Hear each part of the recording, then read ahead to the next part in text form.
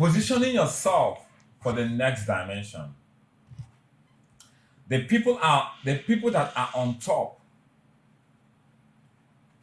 are not on top because they worked harder than everyone else. The people that are governing you are not governing you because they are smarter than everyone else.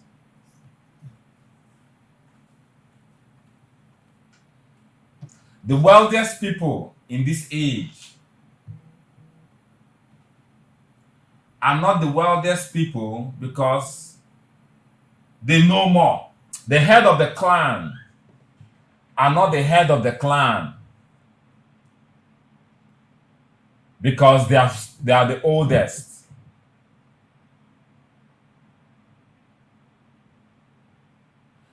These people are where they are by reason of positioning.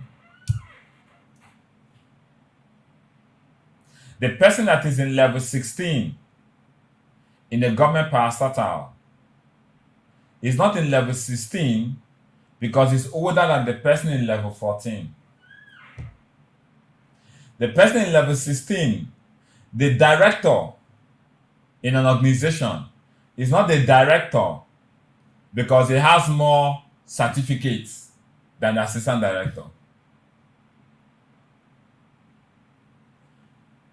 The person in level 16 is there because he was positioned before the other person.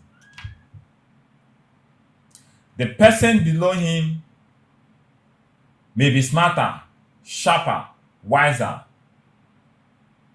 but he has taken position. You are not first because you're the fastest or the strongest. You are the first in line because you are the first to position yourself. And that is why this training is very key. Positioning yourself for the next age to come, for the next dimension, for the next dispensation. So people that will understand this training, they will run and go and queue at the top. Have you not been to a place, everywhere is scattered? All of a sudden they say, okay, well, yes, to go. Some people are positioning themselves. All of a sudden they say, this is where it starts. The person that ran there first becomes the first person to enter. Or the bus now comes, or the train now comes, and you're standing, all of a sudden the train door. The people that position themselves properly enter first. It's not the person that came first. That is why even the Holy Book told us the battle is not to the strong, neither is the race to the swift. The person that said that is the wisest man that ever lived. In fact, I'm sure a lot of us are reading books. If you want wisdom, let me bring it for you. If you want wisdom, go and read the book of the wisest man that ever lived. He wrote 2 books. 2 books. I think 2 or 3 books. I've read a lot of books. I've read Robert Kiyosaki books. I've read a lot of books. But please, go and read the book of the wisest man that ever lived on this planet. Go and read this book. In chapter 9 of that book, he said, again, I saw under the sun. Hold on. Let me read it in such a way that everybody will understand.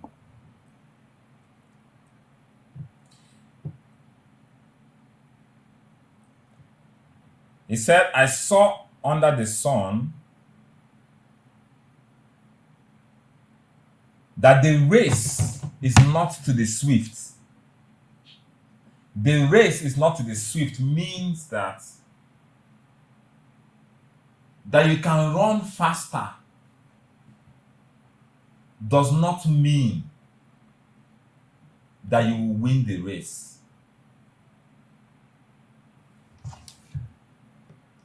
Or the battle to the strong. That I'm stronger than you doesn't mean I will win the fight. Nor does food come to the wise. You see, this man is wise, to be honest. This man is wise. I have seen people that are very fast, but they didn't win the race. I've seen people that are very strong. In fact, last weekend, I'm a fight fan, so pardon me. One of the last pay-per-view of the year for the undisputed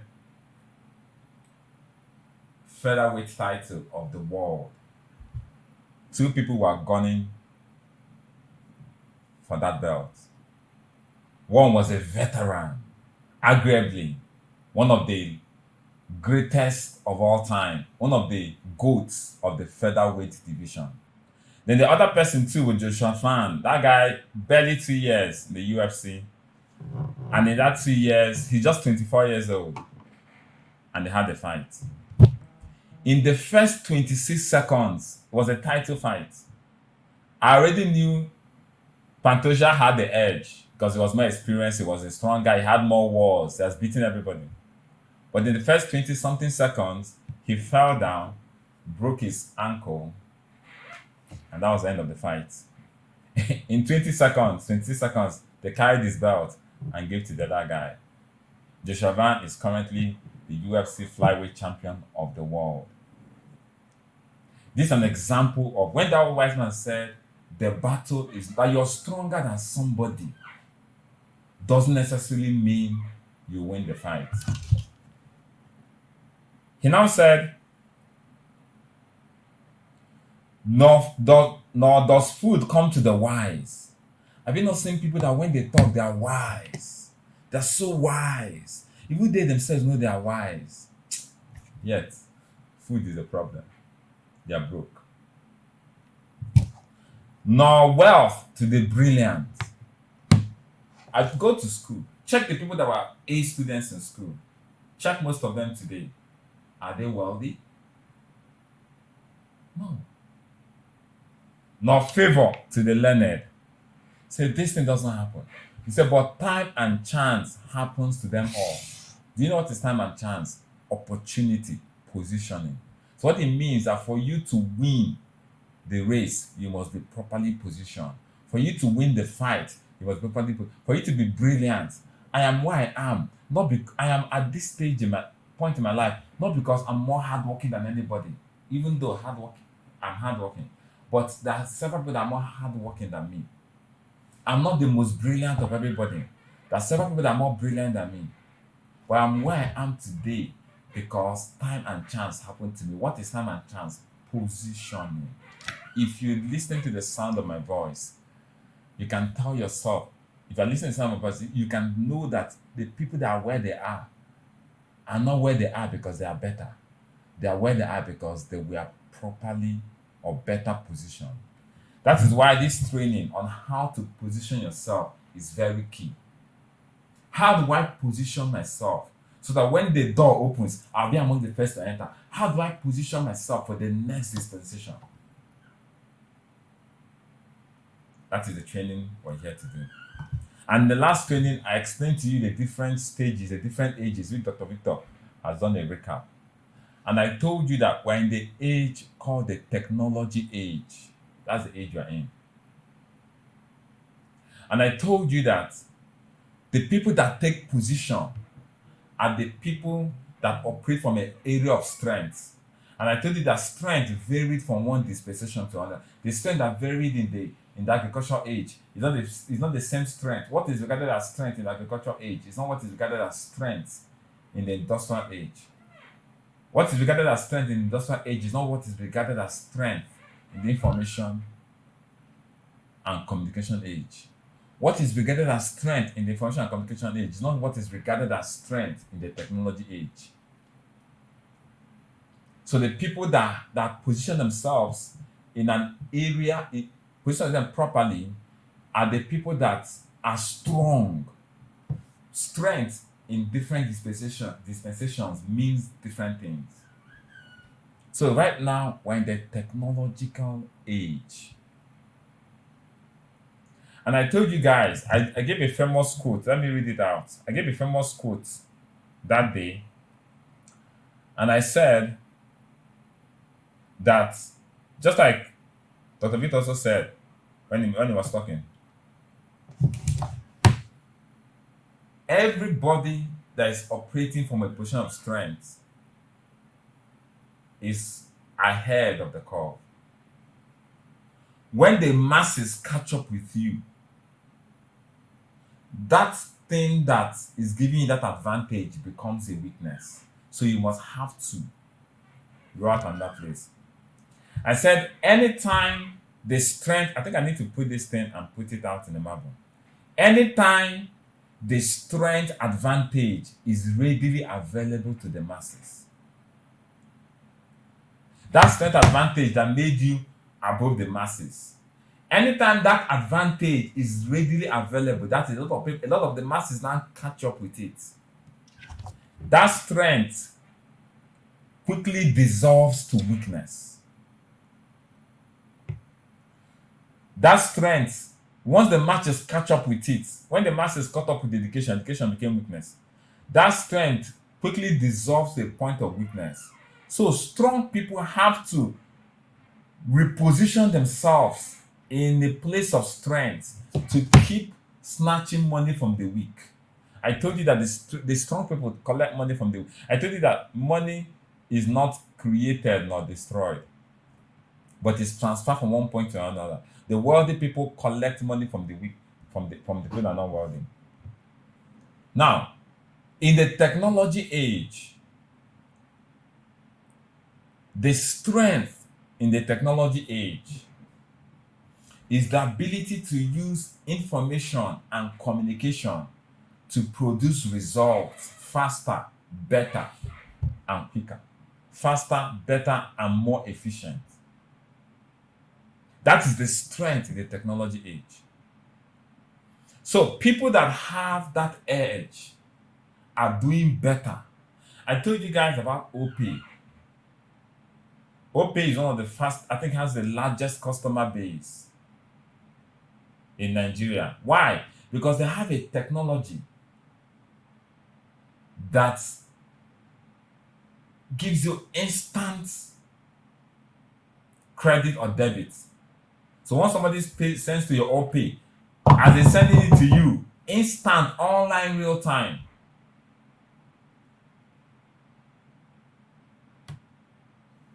As a result of that technology, they're operating on a higher level of strength, more than the other banks.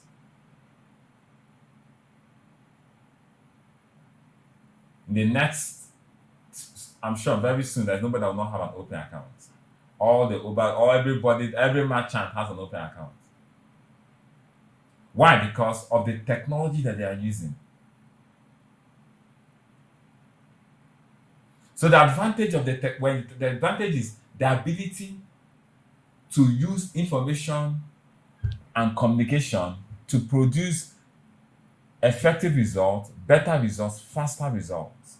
That's the age you are in. So people that have that are the ones operating in the area of strength.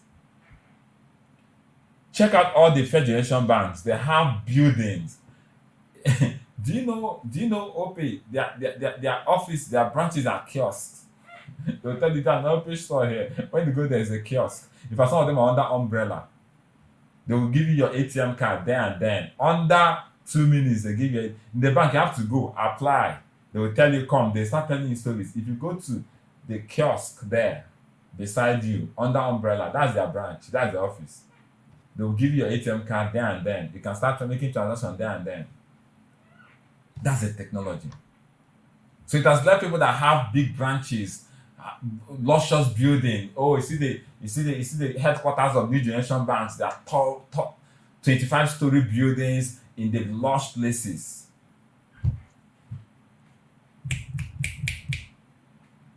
The dispensation has left them behind. So the strength of this age is the ability to use technology. Now, I said that when that strength, everybody begins to come at par with that strength becomes weakness. So, people must reposition themselves. Strong people must reposition themselves in order to operate on a higher level of strength.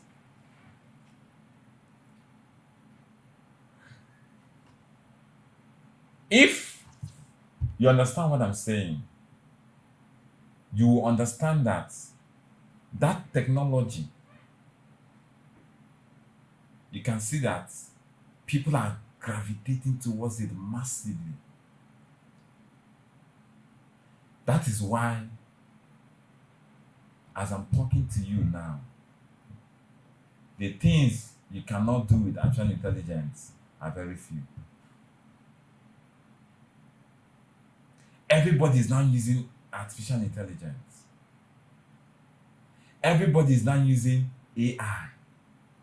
That's the highest level of technology today.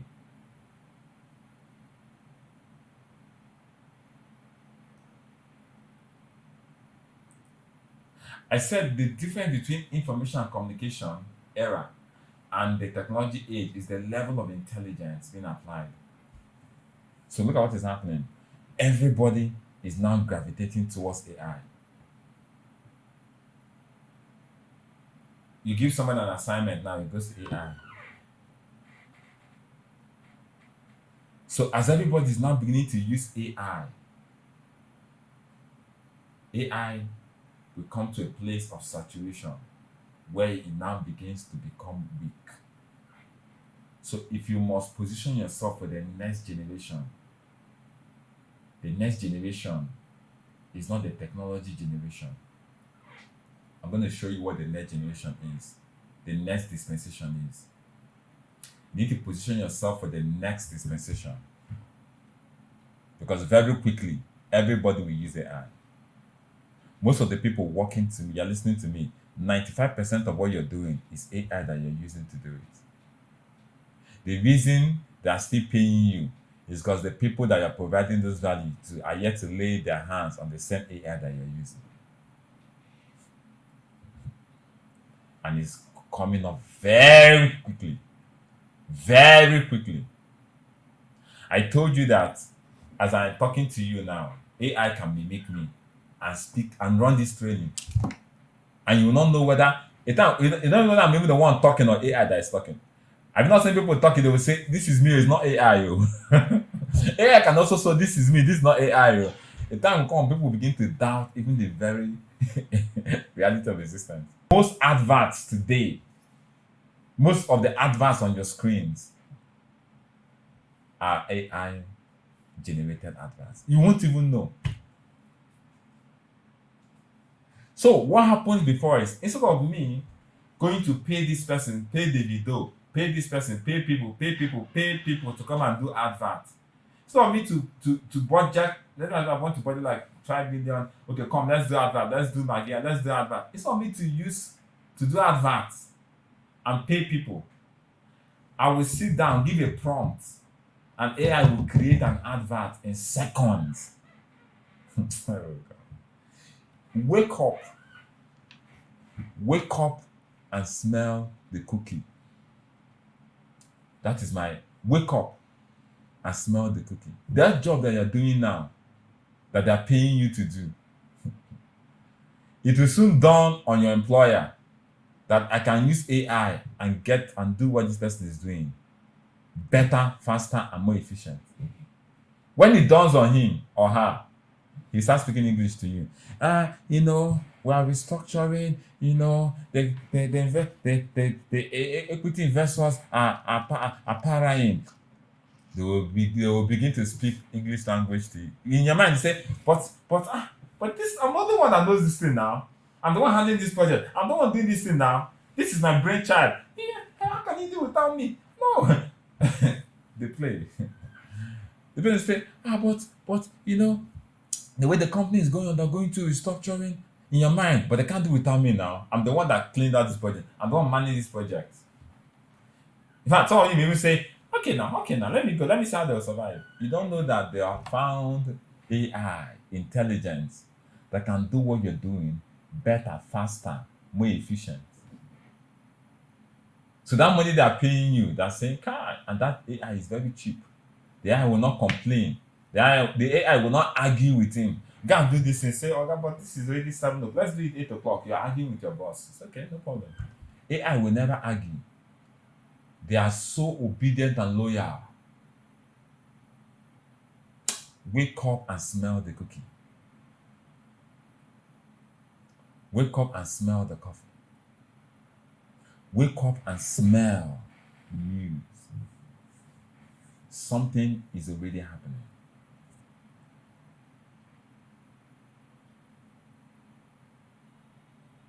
So when everybody is now using AI to now do that same thing, it now becomes weakness. A time will come when how you will know that we're migrating to the next generation is that when something now happens, people now say, "Is this not AI? Is this not AI? This AI? This AI?" So when the masses get to that level, everybody's now using AI. Another dispensation breaks out. I told you, what gives birth to another dispensation is not the time and season, it's the moment a quorum, a percentage of the masses come to terms with the strength and strategies of that dispensation. So let me show you what is happening as I pivot into the new generation before my time goes. So what is happening is everybody is fast coming to the use of artificial intelligence, and a new dispensation is being born. Now let me shock you. You don't prepare people that take position. Do not take position when a new dispensation is born. No, by that time you come, you're already at the back. People that take position are people that take position before the new dispensation is born. So they will gravitate towards the era of the new dispensation and take position there. So when it finally opens, they're already in line. Ever that person comes behind them. Ladies and gentlemen, the new dispensation to be born outside the technological age, the new age that will be better is what I call the entrepreneurial age. The new age is not you see it's there, but everybody's using technology, but the new age to be born, I'm going to explain it to you. And I'm going to tell you how the new age emerges. Have you noticed that AI seems to be the zenith of all human development? Because it is at human intelligence, artificial intelligence, trying to be better than human intelligence. So what is happening is everybody will begin to use AI, and as you're using AI, you start becoming weak. So as you're using AI, all your faculties are weakened. Tell somebody today, 23 minus 14, he does not know. Why? AI calculator. Tell somebody spell television is a problem because it started with grammatical correction or autocorrect. AI is raising weak people.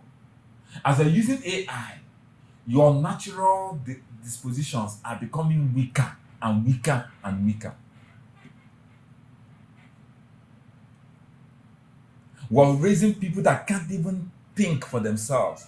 Tell somebody, please write me an essay. He's going to AI. He can't think. She can't think.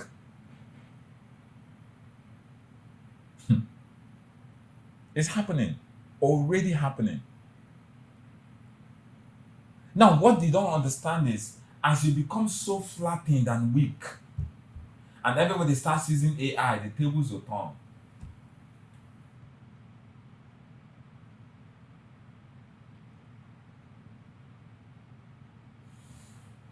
The simple multiplication. Tell somebody 5 times 8, they don't know. A graduate. 5 times 8, they are thinking, what is 5 times 8? They don't know 5 times 8. A graduate of science, electrical engineer, doesn't know 5 times 8. His mind is weak. He knew it before, but because of advent of artificial intelligence and the ease of living life, his brain is dormant. His thought patterns are dormant. His propensities are dulled and weakened.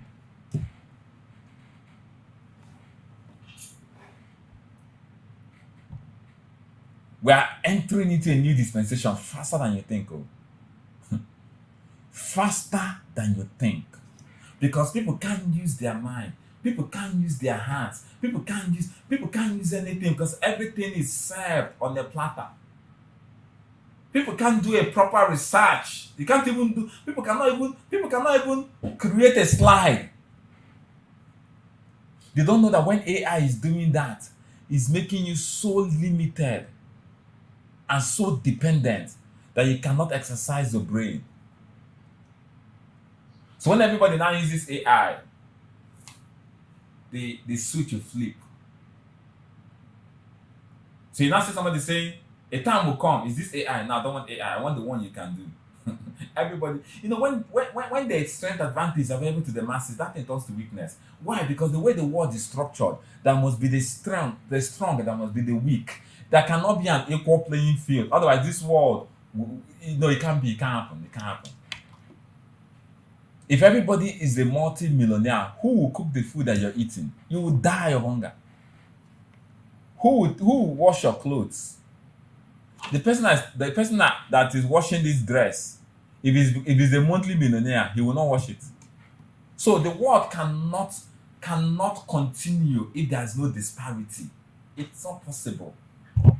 Even the master said, the poor you always have among you. He understands that the way the world is going is that the weak must be there. Don't think everybody will be strong and do your business. If everybody is strong and do your business, that business will not exist. I have money to buy food. I'll go, who will cook that rice? Who will cook it? That rice, who will cook it? Everybody will cook the one that they will eat. Oh. And that's where the world is going to. That is where the world is going to. So we are migrating to the next age. And the next age is the entrepreneurial age. So you need to position yourself now in this technology age so that your children will not ask you questions. Your great-grandchildren will not ask you questions in the next 10 years. Your unborn children will not ask you, but bros, how far now? How can I be like this? You need to position yourself for the next dispensation that is actually catching up on us. And that dispensation is the entrepreneurial age. What happens with entrepreneurial age? First of all, the entrepreneurial age, we're going back to where we started from. Because when it's a cycle, when the earth rotates, starts again, when it gets to the zenith, artificial intelligence is the zenith of development, is the highest level of technology. So people will begin to crave handmade foods again. This egusi soup, is it AI that cooked it? No, I want the pounded yam that people pounded with, because I don't want the one that's AI pounded. So for those that are going to take advantage of the next age are people that are preparing their mind to become entrepreneurs. And I'm going to break it down. Because of the level of weakness that AI technology will bring everybody to. Because when everybody starts using that, some people are still do, but very soon everybody's going to be using. People don't read again. They go AI. What is this? Everybody will start using AI, and everybody will start becoming weak. So we'll begin to breed a very weak, physically weak, mentally weak, structurally weak, emotionally weak. Look at how emotionally weak we are these days. Any scientist in my mental health. They did not call your name. My mental health. They did my mental health. They are recognizing people. They put your name. They did not put your name the way, oh, no. My mental health. In the days of our fathers, are those things even an issue? They were mentally strong. The things that people are calling mental health are the things our fathers ate with ogbono soup. They were mentally strong. Be careful the way you talk to somebody now. His mental health might collapse. Be careful with it. You tell somebody, can't sit down there. Hey! I need drugs. Don't raise the voice. My mental health. My mental abuse. They sheltered me. I can't take it. I can't take it. I'll resign. I'll resign from this job.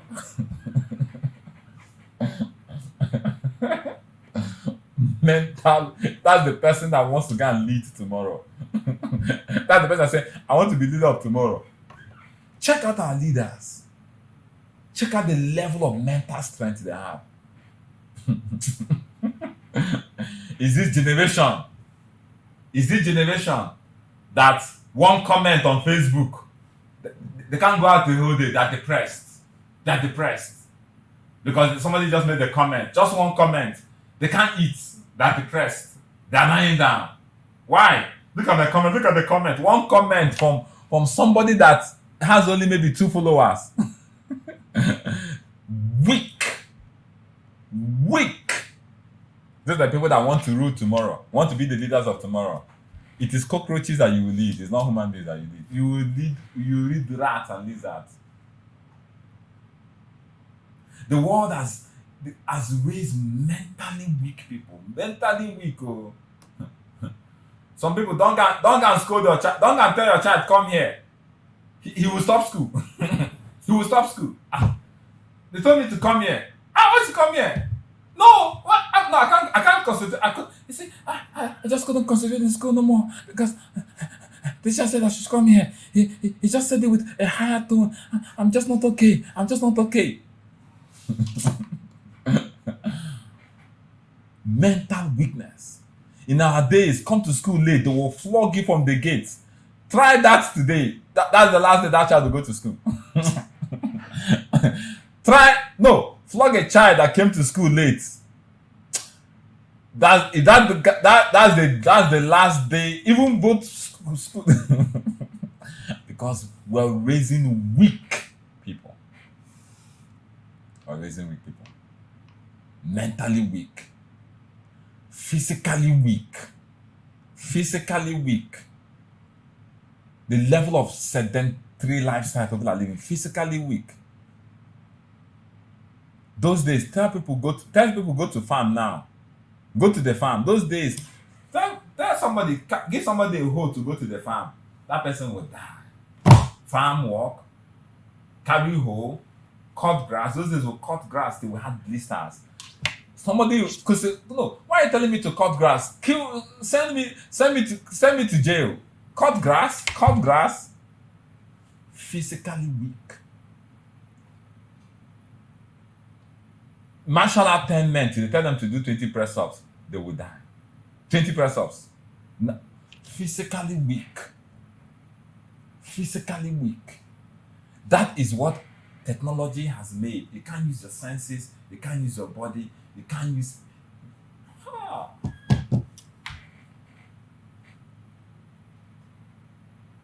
And that advent of weakness, for you to position yourself, you must come out from that place of weakness and begin to position yourself from the area of strength. And that is the entrepreneurial age. So let me tell you what's going to happen. When everybody now has access to AI, the difference will now show. We'll never come to a point where we'll not use AI. No. Once something comes in, we'll never come to a point where AI will vanish. When everybody is now using AI, the difference is who is now using the AI.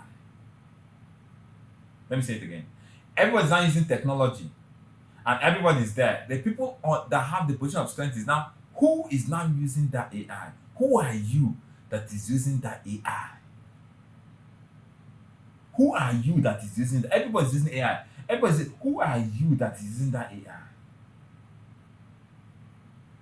If you're listening to the sound of my voice, and you're those kind of people that say, you know what, there'll always be employees now. Me, I want to be an employee. Leave all those things. Employees. Okay, there'll always be. Someone was telling me one day I was discussing. He said, I know that there's some things that AI cannot do, like barbing of hair. There'll always be employees. The honest truth is that will always be, you're right. There will always be employees. But the quality of the life of an employee will be so degraded. It will be so degraded that it's like a security man. There will always be employees, yes, but the quality of life will be so degraded The money you be earning, you ask yourself, what is all this? Can't check employees now. Can't check salaries. Check what people are earning today, what they're earning 10 years ago, and check what they're earning today. Somebody said when you keep my salary, 10 years ago, how much is a dollar to a naira? What's the salary? 10 years later, how much is a dollar to a naira? How much is the salary?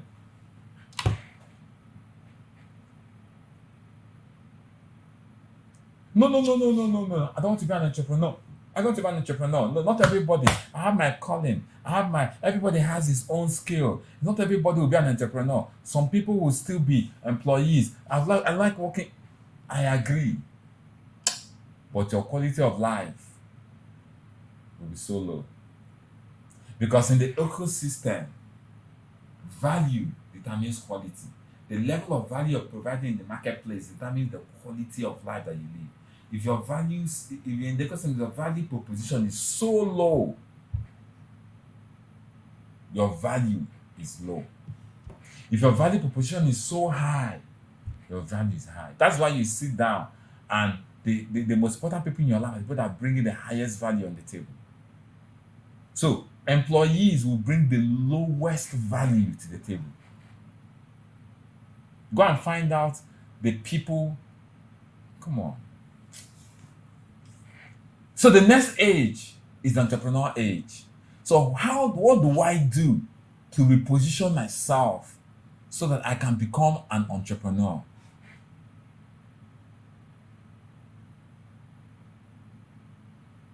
Seven years ago, on this particular date, one of the J leaders reminded me this morning or yesterday.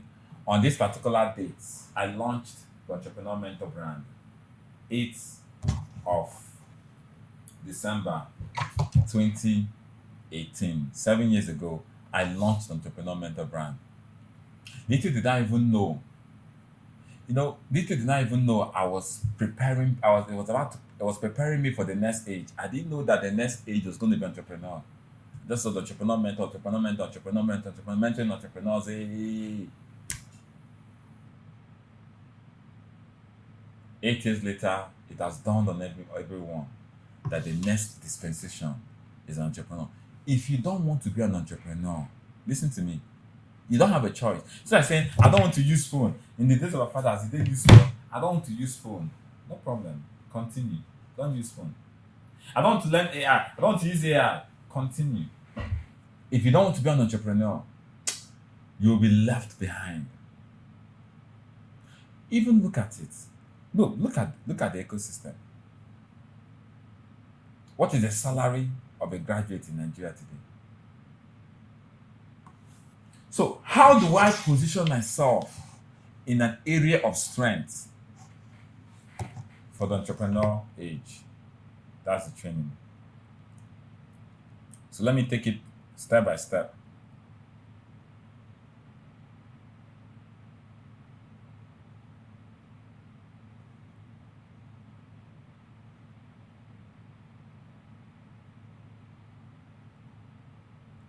So I wrote it down so that I don't mix it on so I can very fast. In the entrepreneur age, for you to position yourself, because right now, people don't know that even as I'm speaking to you, the age is already in the cooking. So everybody that wants to become on top must position themselves. Those that will not position themselves are going to become people that will be behind. So it's not about what I want, what I don't want. It's about, do I want to be on top? Do I want to be wealthy? Do I want to be wealthy? Do I want to be rich? There are 7 strategies for positioning yourself in the entrepreneur age. And those are the things I'm going to tell you. Now, as I talk about these strategies and imbibe them, what you're doing is that you're positioning yourself. You're positioning yourself. I'm going to talk about these 7 things very quickly. And when you imbibe these 7 things, you're positioning yourself so that in the next 5 years, 3 years, 4 years, 5 years, 6 years, You will be in a place of strength. And like I said, the strength will always collect money from the weak. I said it in every era, in every accounting, there is debit and credit. Every rich man got wealthy because he collected money from the weak. I've explained it in the first episode. So, how do I position myself in a place of strength so that I will keep becoming wealthy? 7 strategies. Strategy number 1, for you to position, don't say, you see, people think entrepreneurship is about starting a business. You're making a mistake. No, let me correct it. Entrepreneurship is not owning a business. Let me correct that for people think entrepreneurship is, I'm an entrepreneur, I run my business now. Error. Error due to parallax. In physics, that's what it's called, error due to parallax. The more you see, the more you're deceived. Entrepreneurship is not owning and running your business. No, that's not what entrepreneurship is. That's not what entrepreneurship is. The spirit of entrepreneurship is what I'm talking about. The new age is the spirit of entrepreneurship. Because you can be running your business and you're not an entrepreneur. In the basic definition, you can say, yes, I'm not working for anybody, I'm an entrepreneur. But the next age I'm talking about is not just entrepreneurship in terms of I have my business, I have my own firm. No. The next age is this people that have the spirit of entrepreneurship. That's two different things. If you don't have the spirit of entrepreneurship, you can't succeed very well as an entrepreneur. If you don't have the spirit of entrepreneurship, you can't succeed very well as an entrepreneur. So the whole idea is to galvanize yourself to imbibe these 7 qualities. So the first quality I'm going to tell you is, now, remember that I said the weakness of the, so how do you position yourself in the area of strength? The weakness, the opposite of the weakness of the technology age is the roadmap. So if you want to imbibe the spirit of entrepreneurship for the next dispensation, the first one is the weakness. I'm going to talk about the weakness, then I'll tell you the strength, which is the opposite of weakness. So what's the weakness of this age, of technology age? Number 1, the urgent and insatiable need for validation. If you are going to imbibe the spirit for the next dispensation, you must kill the urgent need for validation. That's a weakness. Because of this urgent need, people compromise their true standard. Because people are looking for likes and positive comments. We're in an age where people are looking for validation like oxygen. If you're looking for validation for oxygen, you cannot imbibe the spirit of entrepreneur, and you cannot position yourself for the next dispensation, which is also right at the corner. This next dispensation is not going to be the next 50 years, 20 years, it might be the next 3 years, 4 years, 5, but even the next 3 years. The desire for everybody to like you, the desire for everybody to say positive things against you, you must kill that desire, because that's not the spirit of entrepreneurship.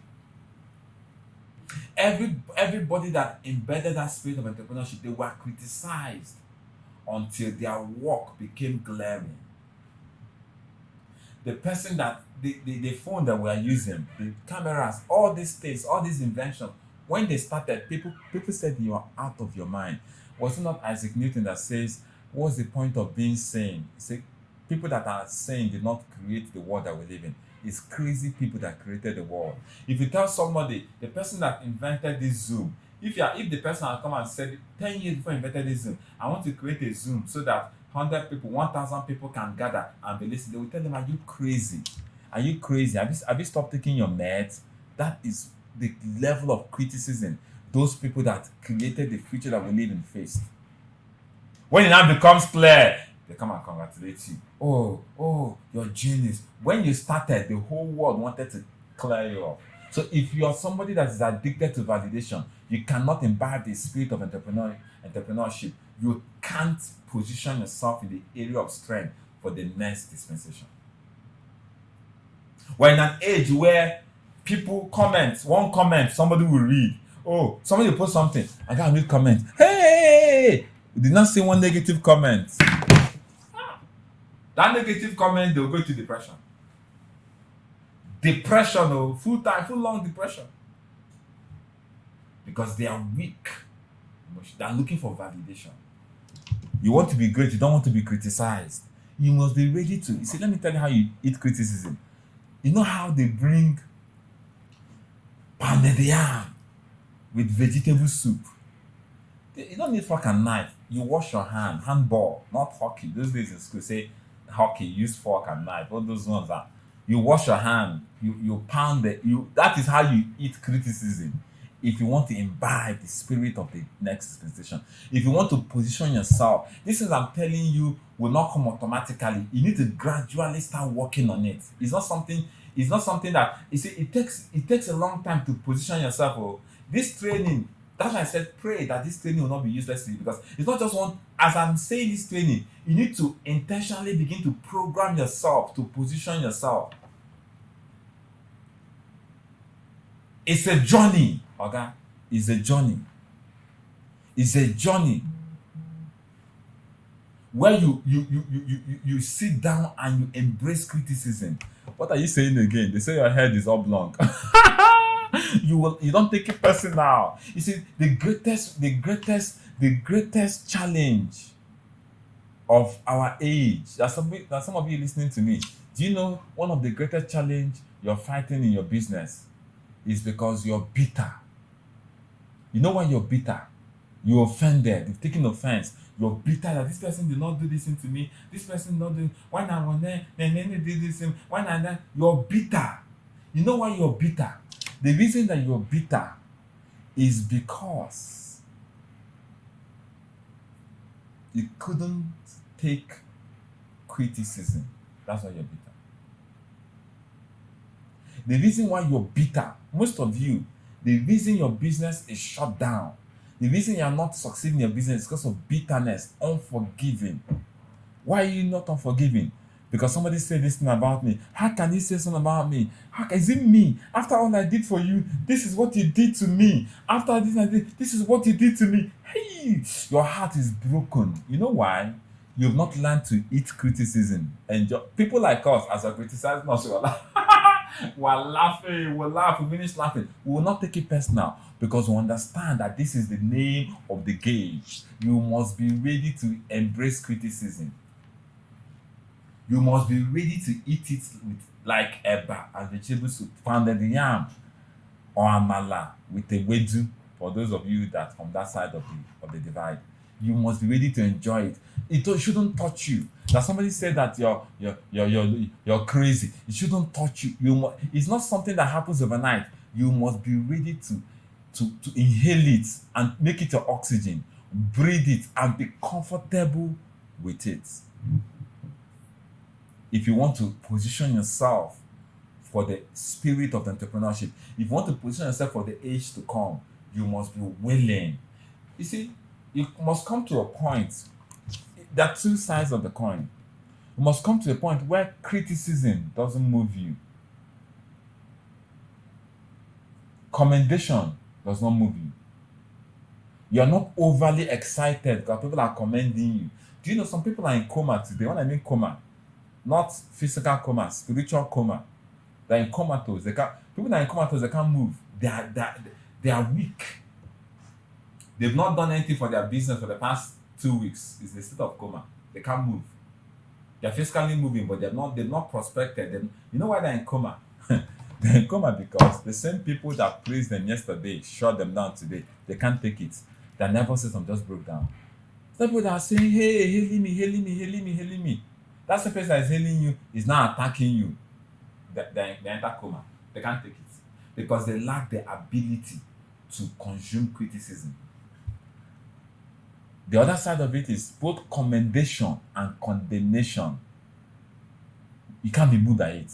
People are clapping for you. Don't be moved by it. Oh, The spirit of entrepreneurship, they're not moved by commendation. They're not moved by condemnation. If you are moved by commendation, you will most likely be moved by condemnation. If you are moved by approval, you most likely be moved by disapproval. So train yourself. I will not be, if you clap for me, yeah. Imagine somebody running a race. As he's running, they're clapping for him. Hey, Usain Bolt. He will come out and say, "Oh, you guys are good. Oh, you guys are." He will lead the race. You guys are good. Oh, thank you, my fans. He will go back to the race. As he's now running, they now say, you have K-leg. He will come and start punching, fighting. That guy can't go anywhere. You must be ready to deal objectively with commendation and condemnation if you must imbibe the spirit of entrepreneurship. Don't be too pumped up when people are praising you. I'm telling you. So that you will not be too disappointed when they free you. Just be in the middle.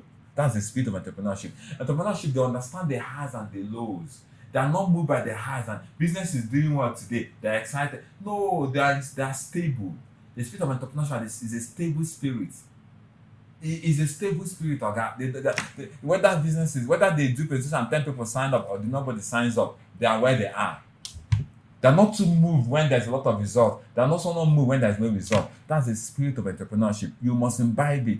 It's in that imbibing of that spirit of entrepreneurship that positions you for the next. I am teaching you these things because it is going to be the clear demarcation between the strong and the weak in the next dispensation that's on the way to come. Nobody might tell you what I'm telling you today, but I can guarantee you this is what is going to make the difference.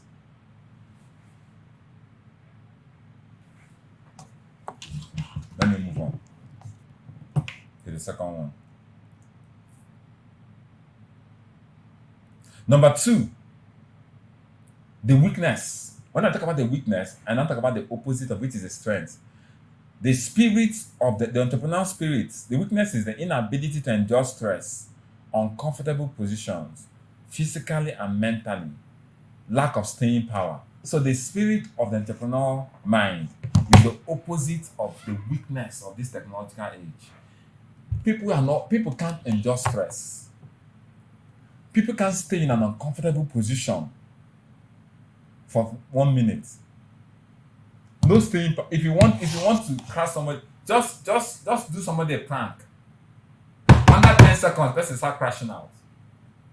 Why? They don't have staying power. In those days, when they do you prank, you stay first of all. There's a staying power. You will not be muffled before you now know it's a prank. Under 10 seconds, staying power no day. They are gone. No staying power. Inability to endure stress. The spirit of the entrepreneurial age is most of us, we don't have it anymore. So you need to go and start imbibing it. The ability to endure stress. You need to start imbibing the ability to endure stress. Let me explain to you guys. One of the ways to improve this ability is to go to the gym. Go to the gym. How many of us have gone to the gym? Go to the gym. Start putting your body under some level of stress. That is when you know how weak you have become.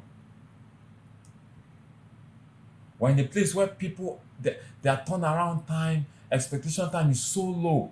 Somebody starts a business, no staying power. They can't even wait for 3 days before they quit.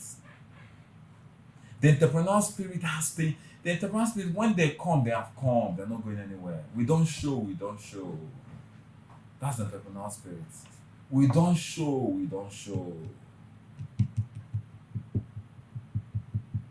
We don't show, we say we don't show. They are ready to endure stress. Today, tell somebody something that he's not comfortable with. Did you not see recently something that happened where one of the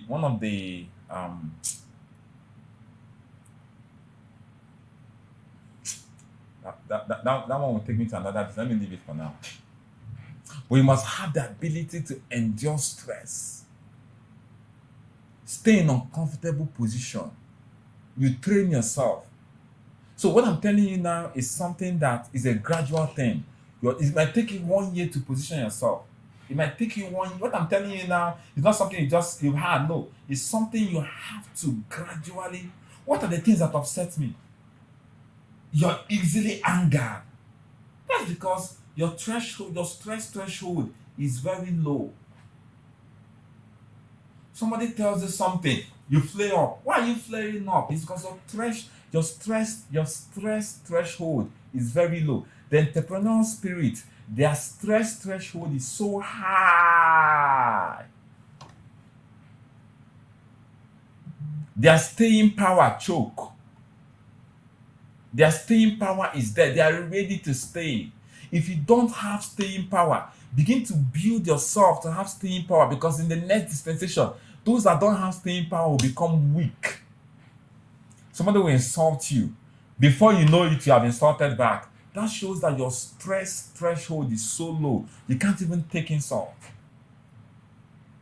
Somebody old enough to be your father will say, keep quiet. I will not keep quiet. I will not keep quiet. It's just your stress threshold is low. It's low. You don't know. You can't take it. You can't take it. You will fight. You will fight. You will fight because you can't endure. One young man that the minister cautioned started talking back. People were hailing him. That's the power of this generation. I'm not saying the way the minister handled him was correct, though. But two wrongs can't make a right.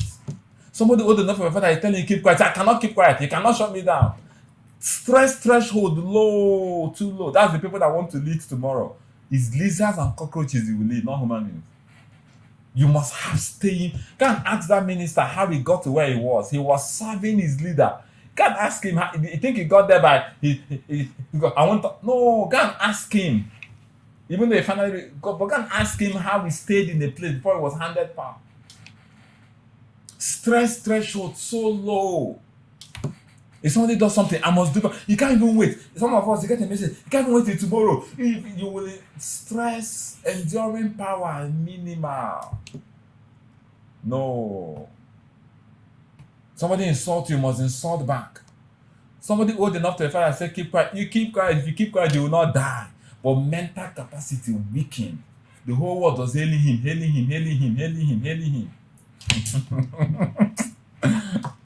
Raising weak people. And because the world by their sheer population is weak. Yeah. But if you must survive in the next age, you must have fortitude, the ability to bear, the ability to endure, the ability to hold your peace. Even when you feel that people are, just hold your peace, just be calm. Just be calm. You must have the ability to endure, staying power. That's the second spirit. The second strategy of the entrepreneurial spirit. The third one, I'm giving you 7. So that each of these things I tell you, go and begin to work on it. Don't follow the masses, though. Don't follow them. That the masses are clapping for you doesn't mean that you're right, though. Perception is not reality, oh. That people are hailing you, doesn't mean you're going in the right direction, or they will hail you to the dungeon and they will free you immediately. The way they will free you, you won't believe it. But they're clapping for me, they're hailing me. Do you know that I'm generating 1,000 likes, 2,000 likes? Yeah, that does not mean that the masses. Who was it that said that the masses by their sheer mass has forced weak ideals on people? Their sheer mass, they have weak ideas that forced weak ideas on people. Our culture is respect your elders. Somebody old enough to is talking to you, keep quiet. Even if he insults you, keep quiet. You will not die. If you don't reply to your father, you will not die. You will not die. Your account, they will not reduce the money in your account. If my mother tells me to shut up in public, I will shut up. I will not die if I obey her. I mustn't prove any points. That's weakness, not strength. Fight with your mother, fight with your father. They show you have strength, you have muscle. Your father is talking, you're fighting with him. This is weakness. But the world will be clapping for you. And you're making you weaker. weak and mental. When last did somebody insult you and you smiled and you kept quiet? That is strength. That is the spirit of the entrepreneurial age. The third one is the inability to task your mind to learn and to do tasks. The use of calculators have rendered the mind, deadened the mind, and most minds are rusty. They can't think on their feet, unable to solve problems. The spirit of the entrepreneurial age is a mind that can go to work. Ha! Oh, I weep for this generation. I weep in Spanish tears for this generation. They can't use their mind anymore. Ah! Their minds are rusty because everything has been provided.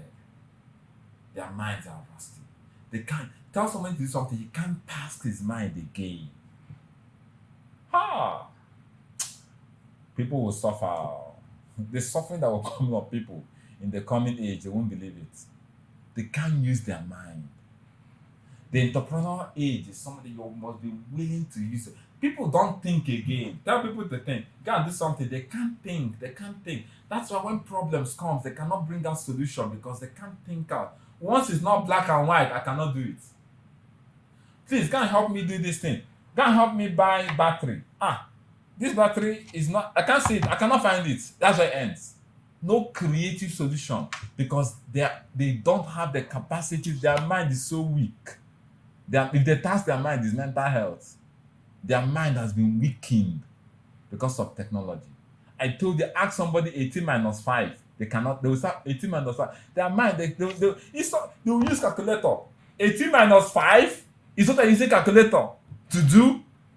You can't task your mind and you want to survive in the next age. A time is coming where they'll bring, is this AI? We don't need it. They want you to do it. Even now, something will come. Can't you notice already it's happening? Once something is AI, something in your mind discredits it immediately. Even if it's right, it's AI. This video is AI. They might be saying the correct thing. Once you think it's AI, you discredit it. Watch what will happen in the next few years. AI will have no value. If it's not you doing it, forget it. The ability to task your mind, that's the spirit of the entrepreneurial age. That's the next age. So most of you that have not taxed your mind, you have not read some of us have not read the book. This year, you have not picked the book and you read it to the finish. You have not. But you have watched several YouTube videos. You have watched several skits on Instagram.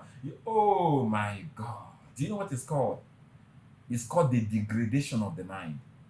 It's called the infusion of dopamine.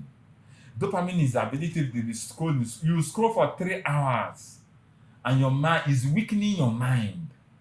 When there is no phone, people will die. When there is no data, they say data is life because it will feed the weakness of the mind. They are scrolling things that are appealing to their mind. They are not reading books. They are not reading things that will intelligently provoke their mind. That is why content creators are making so much money because they are appealing to the weakness of the mind. A content creator will sit down. People are looking for what to make them laugh. You don't know that if you're always looking for something that will make you laugh, you don't know that it's a sign of weakness. It's a disease. You can't check it. You're looking for if you don't wake up in the morning and watch 3 skits that will make you laugh. I'm not saying don't watch skits though. I'm not saying don't relieve yourself of stress. That's not what I'm saying. But your life can't depend on it. Your life can't depend on it. Once in a while, yes, watch. Is a lot. Sometimes you need to distress. But you cannot every time. You spend 2 hours, you're on Instagram, you're clicking. Some of them will stroll till there's nothing to stroll again. But take 1 hour, the book of the month, read it. They read 1 page, they drop it. That's weakness. They can't tax their mind. That's why when there's a challenge, they cannot provide solution because they cannot tax their mind. Anything you don't use, you lose. People have lost their minds because they've not used it. Okay. So some people ask me, use your mind now. This question actually, use your mind now. Even me that you're asking, is my mind I'm going to use? We have the same mind. Task your mind. Somebody's mind is higher than the other because one is using it, the other one is not using it. What you don't use becomes dormant. What is dormant dies with time. Those days in the bank, they used to tell you worry, not work. There's a difference between work and worry. Work is they give you transactions.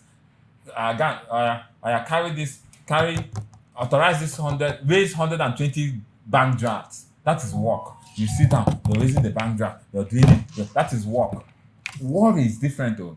They will tell you, system is down, but clear this 2 million naira check. What will I do? They will tell you, the head of will tell you, worry. Can't think. If you pay the person, if there's no money in that account, you go to you go and pay it. Worry. That time begin to use your mind, begin to think, what do I need to do? You begin to think, should I call another branch? You begin to worry. Okay, by the time you worry, you bring out a solution. These days, people don't worry anymore. People are just ready to work. Just tell me what to do.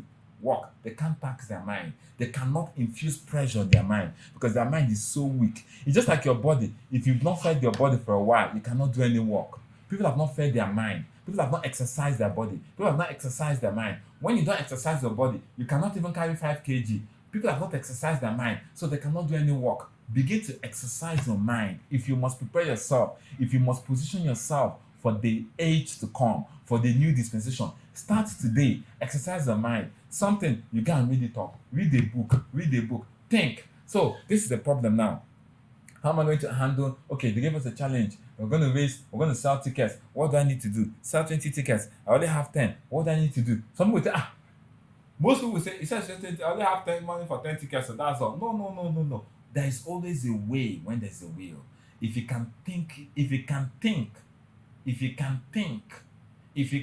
enough, you'll find a way. If you can think, there's always a way. But people are not ready to think because there's a lot of pressure on the mind. My time is fast spent. If you're getting value, go and type value. Read books. Start reading. That's number one. Number two, start looking for solutions. If your leader tells you to do something, don't say I cannot do it. Let that I cannot do it leave your mouth. Can't say, how can I do it? So what do I need to do? What do I need to do? Begin to think. If I do this. Don't ever give excuse when a challenge is given to you.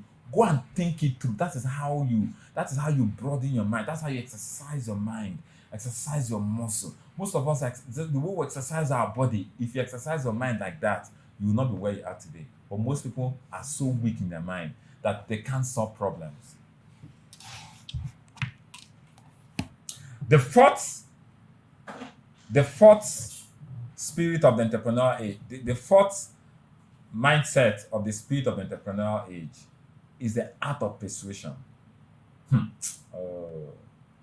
If you are not having these things, go and learn it. Otherwise, poverty will embrace you. You will marry poverty, Mr. and Mrs. Poverty. You will marry poverty. The spirit of the entrepreneurial age, which is the age to come, is the art of persuasion. You must learn how to sell and convince people.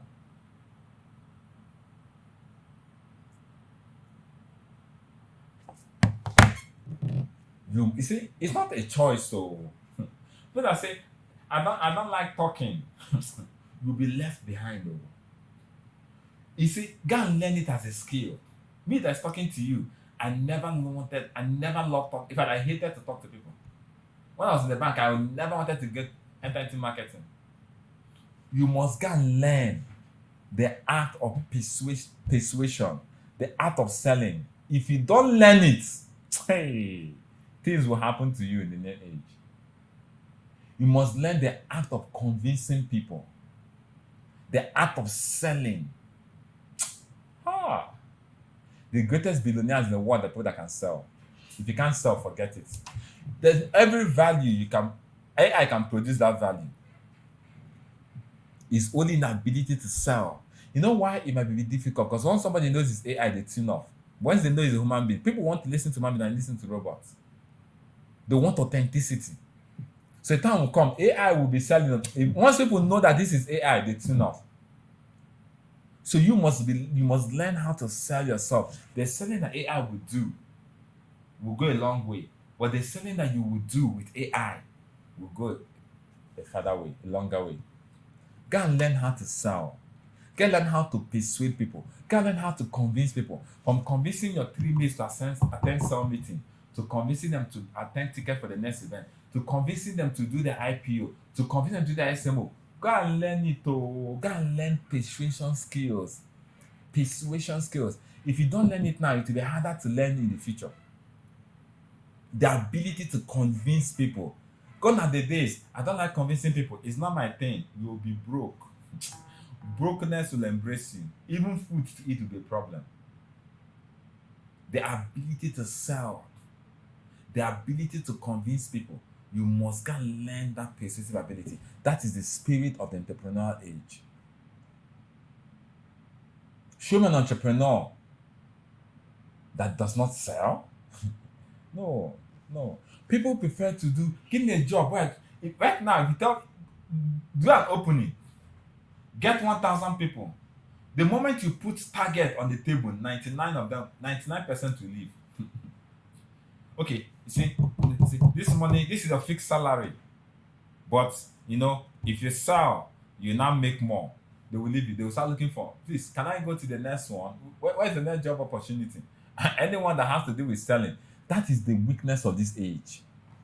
People don't want it. People don't want anything. They start convincing people. They start talking to people. So if you must position yourself in the area of strength, you must learn how to sell, persuade, and convince people. It's not going to be easy. Learn it. It's a gradual process. The first time I started speaking, I would speak to people. Nobody will listen to me and sign up. Instead of me saying no, I went and I learned it. Those is the wrong presentation. There's time I ran presentation in Suite 5. I think it's Star Nation that has that in Suite 5. There were about 80 people there. I finished talking, nobody signed up. I said, what? A voice came and told me, "Kai, this is not working. No, this is not for you. You can't look for something else to do. It's not your nature. You know you now, you're an introvert now. You're not you now. Everybody has his own skill. They have their own passion. Go and look for your passion. This is not your passion. You don't even like talking. You're even a shy person. This thing is not working. How can you finish talking out of over 80 people that were there? Nobody even decided to sign up. Go and look for something else to do." I told you that devil already came too late. It came too late because as at that time, I had burnt the bridge, I had burnt the boat, I've killed the captain. There's no going back. So the devil came too late. Because even if I want to go back, there's no place to go back. I burnt the bridge. There's no place to go. I've burnt the boat. I've killed the captain. So there's no I said that came too late. You'd have suggested this thing to me before I burnt the bridge. I have won the bridge. So the only way I have is to go and learn and master the skill of communication, the skill of persuasion, the skill of presentation. I had to go and learn and I mastered it. And the results showed. You must go and make up your mind to learn it all. Some of you do normal brand launch. You don't get anybody to sign up, you quit. It's an indication that your mind, there's something wrong with it.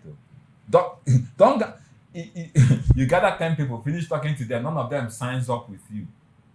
Something is wrong, bro. Don't take it with ease. Know that there's a problem. Go and learn. Because if you spoke to 10 people and nobody said yes, if another person comes and speaks to them, will they not say yes? Go and upgrade your learning, your persuasion skill, the act of selling, the ability to convince people, the act to sell people to follow you. You want to do something, you sell people to do it. You want to do an event, you sell people, you gather people. Go and learn it. If you don't learn it, you'll be operating from a position of weakness. Everybody, let me tell you, for every money you spend, somebody sold you something. For every money you get, you sold something to somebody, directly or indirectly. Let me move on. This is lack of time. The fifth one is the art of developing relationships. It's one of the hardest thing you can do.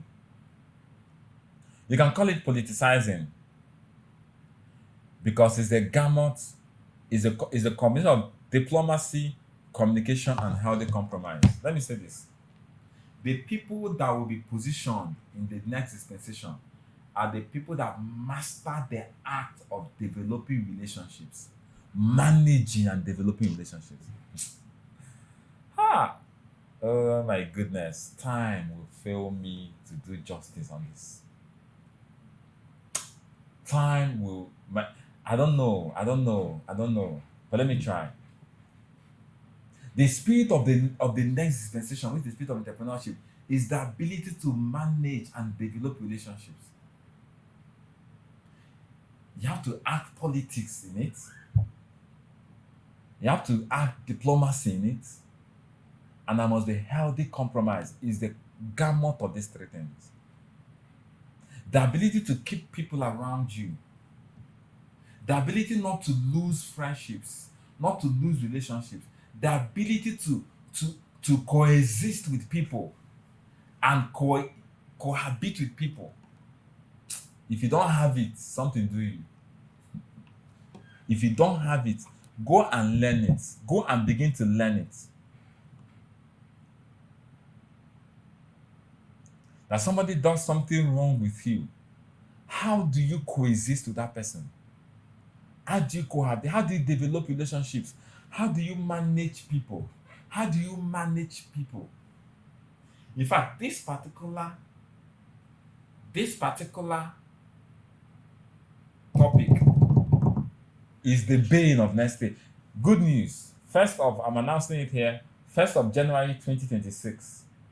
I'm bringing out the blueprints. The blueprints. The last time the blueprint was brought out was in 2021.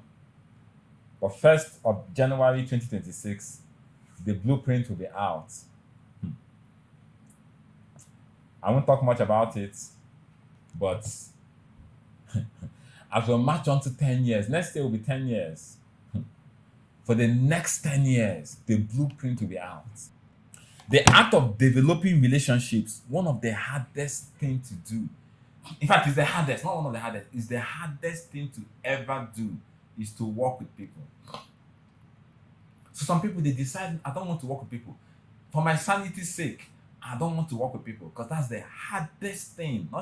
That's the hardest thing to do is to work with people because you can control yourself, but the ability to manage people, the ability to grow people, the ability to cohabit with people, develop relationships, manage them. Somebody is insulting you, but you have an ability to also work with the person. Oh my goodness. Go and learn it. Go and learn it. Do you know why God is respected? Do you know why God is Anoluwa? Do you know why God is respected? It's because God is dealing with people. God is dealing with people. God is not dealing with technology. The issue that God faces is people, is human beings, It's human beings that God is dealing with. That's the highest responsibility someone will give to you. Deal with human beings. Be ready, because people will backstab you. How do you deal with somebody? Jesus knew that Judas was a thief, yet he was managing him. Because if he had chased Judas out, who would have betrayed him? Story for another day.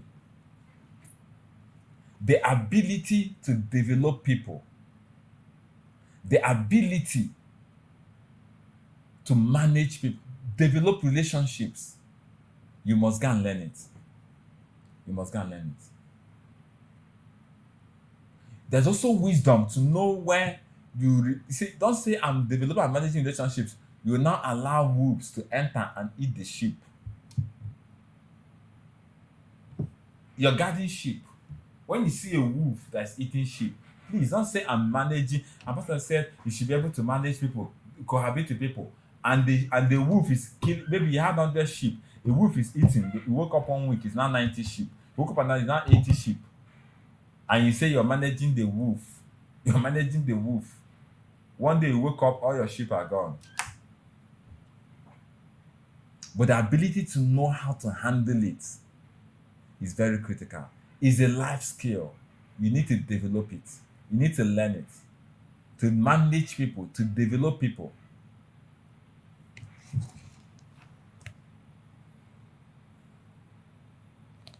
So this is how you position yourself. How do I build a team? How do I build a team of 100 people?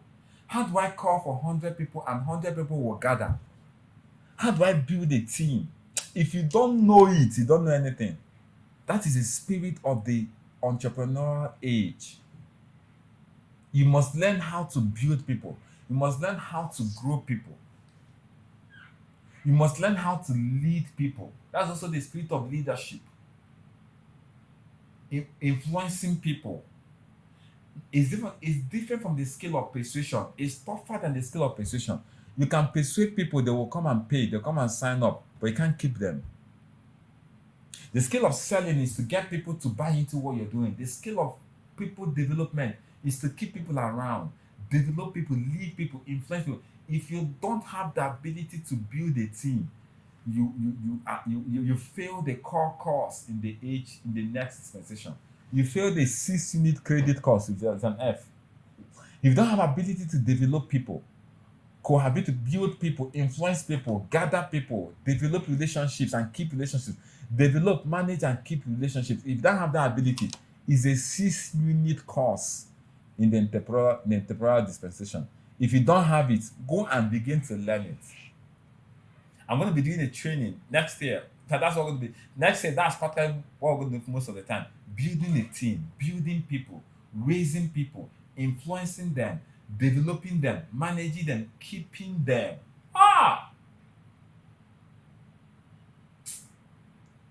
You see, it might take you 3 years to learn this, but please go and learn it. It will be. I said that this training will save generations.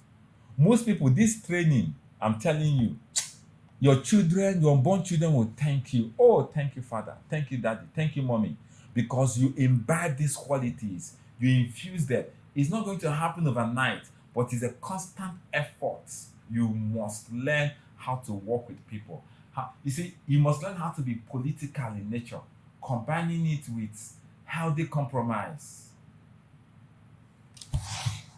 combining with diplomacy. You must learn it.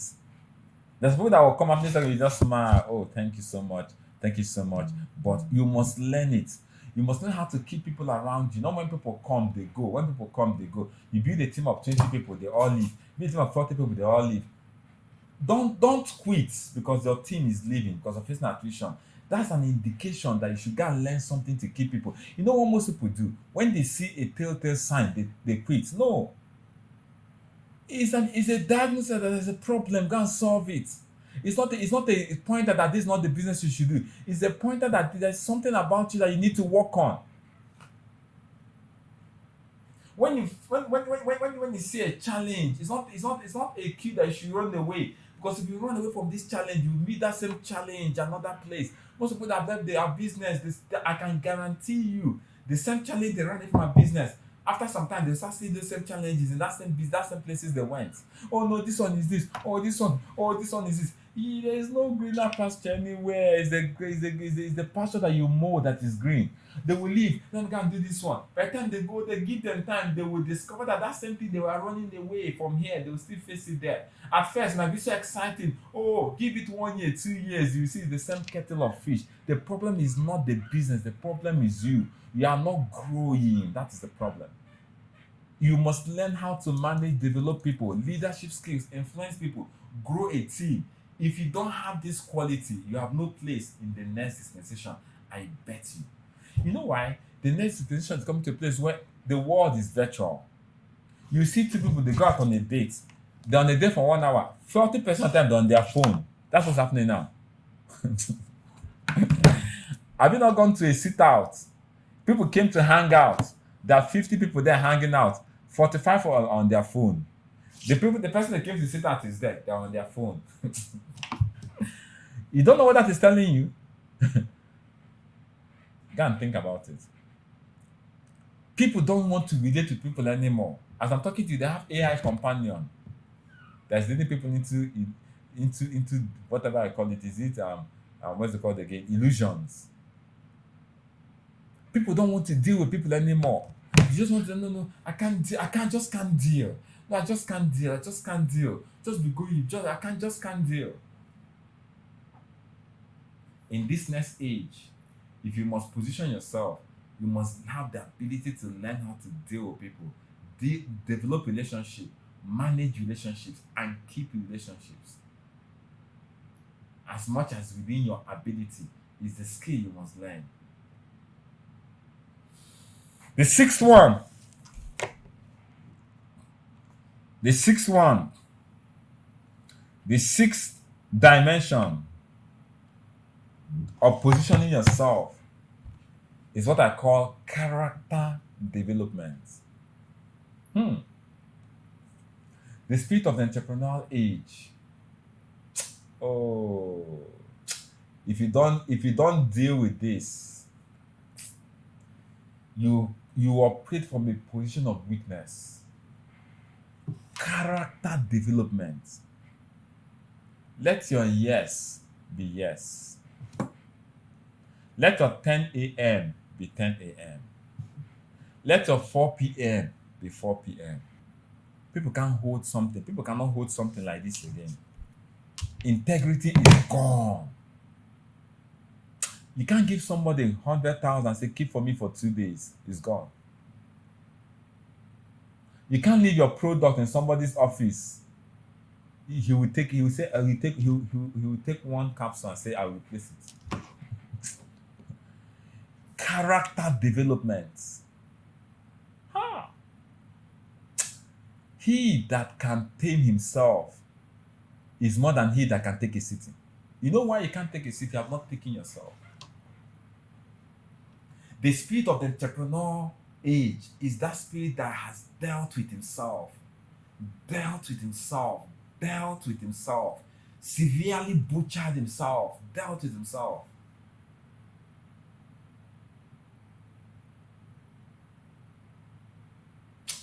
I admire one of the G8 leaders. I admire him so much. He can, if, in fact, in short, his level of discipline, you can almost bet your life, you can almost bet your kidney on his level of discipline. You can almost bet that he can't fail. You can carry your kidney and bet on the guy. Discipline. Discipline. Discipline. You can't give him an assignment and you think discipline. Discipline. You must develop your character. Character development. If you don't do character development, forget the next dispensation. You can't take first there. You know, I told you, once you position yourself, every other person starts coming. Discipline. What are the areas of discipline? Number one, when I talk about character discipline, punctuality. Some of us, you start some meeting, you come in, it's 8 o'clock, you come 8:01. Punctuality. Number two, integrity. That's character. Some people, they can never tell you anything and you believe it. They tell you good morning. Are you sure this is morning? Integrity. There's some people, there's some of them, when they tell me something, I don't go to check. When they tell me, I'll still check. Are you sure this person check? Integrity. These are the tributaries that will position you for the next dispensation. Number three, humility. If you don't humble yourself, you can't raise anybody. You see, if you don't increase your humility level, you have no place in the entrepreneurial age. If you're still thinking you're too small for me to do this, I can't stoop down low to come and do this. If you are not humble, you will have no place in the age and the dispensation to come. Mark my words. If you're lofty, go and they said the illiterate is Avatar that said the illiterate of the 21st century is not the person that cannot read and write. It's the person that cannot learn, relearn, and unlearn. I don't care what certificate you have. If you don't work on your character, you have no stage in the age that is about to come. If you don't work on your character, I don't care how much skill you have. I don't care your level of charismatism. Some people, just one careless statement they will make, their team will leave them and go. In this age, don't joke with character. Don't wait until it happens. Start learning it. There's an attitude that's, oh, this attitude. No, no, no, no, no, no, no. You work on it. Oh, positioning yourself is working on these things I'm talking about. Don't you see, don't forget connection. Connection will not work in this age, to this new dispensation. Forget that my father is the president cannot work here. Forget connection. This is the era where connection will function the least. That my uncle is the minister cannot work here. Your uncle can be the minister. If you lack these things, you cannot survive in entrepreneurial age. You must deal with laziness. That's the fourth thing. You must deal with laziness. That's character development. Some of us, you will sleep until 8 o'clock. In this age, some of us are having this meeting. They're having this meeting on their bed on a Monday morning, and you're not sick. You're not in a hospital bed.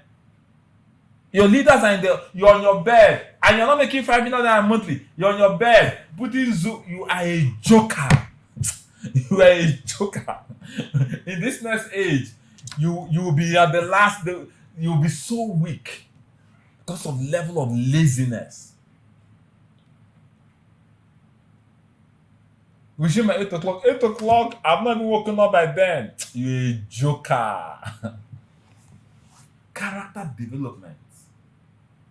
You must learn to kill laziness. Kill laziness. What are the other level of character? Selflessness. So some people they're only thinking about themselves. Is one of the major character flaws. Selfishness is one of the major character flaws. There's some people, anytime they deal with you, if they don't cheat you, that transaction cannot come to an end. They must cheat you. They must have the edge. That's selfishness. People will leave you immediately. You must develop selflessness. That's a character development. How do you mean by selflessness? You must think of other people before you. You must go and develop it. Go and learn. All I'm teaching you, is a course. Take it up yourself. Write it down. In this thing, have I showed, you take a decision. Did I consider myself first, or did I consider this other person first? I consider myself first. You revise the decision. Come. And let me see from your own point of view. Selflessness is the act of seeing everything from another person's point of view first before making your own decision. Let me see from him. You came here. Let me see from your point of view. You always see things from other people's point of view. That is selflessness. That is character.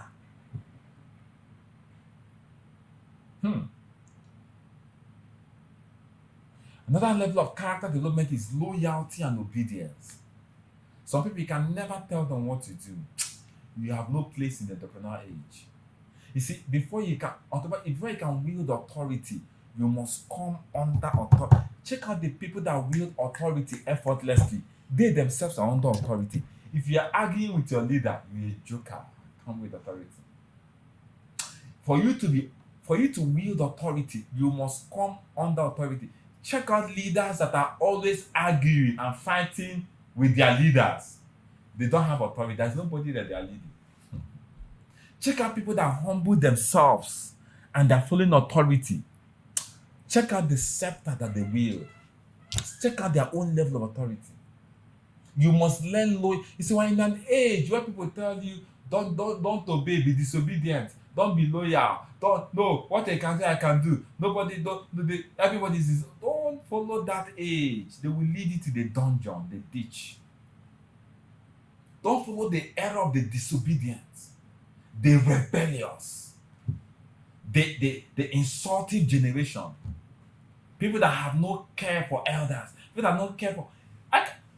You see, I'm the president of City Energy. I can't be standing and my elder is standing. I can't be standing and my elder is standing up. No. That you're the president does not mean you forget your culture and your manners. You must learn to be obedient and loyal. we're in the age where everybody, but me, I can do this one too. Me and this, me and this. You think you know it all? No, you must be loyal. If you are not loyal, if you are not loyal to authorities, the people you're raising cannot be loyal to you. You know why? When people rebel, they leave the business. You know why? If you rebel against authority, you lose the license to build a team. Check anybody that has rebelled, they can't build a team. The moment you rebel, you lose the license for people to submit to you. Because it's duplication, you're duplicating yourself. Whatever you know, I know now. Are you not a leader? I can even talk more than you. I'm even doing it. You're rebelling against your leader. You go and start, you go back to the back of, there's certain things you do, they take you back to the back of the line.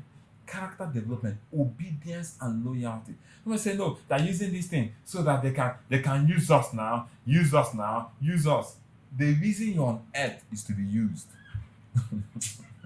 The reason you are alive is so that you can be used. The reason this phone is of importance is so I can use this phone.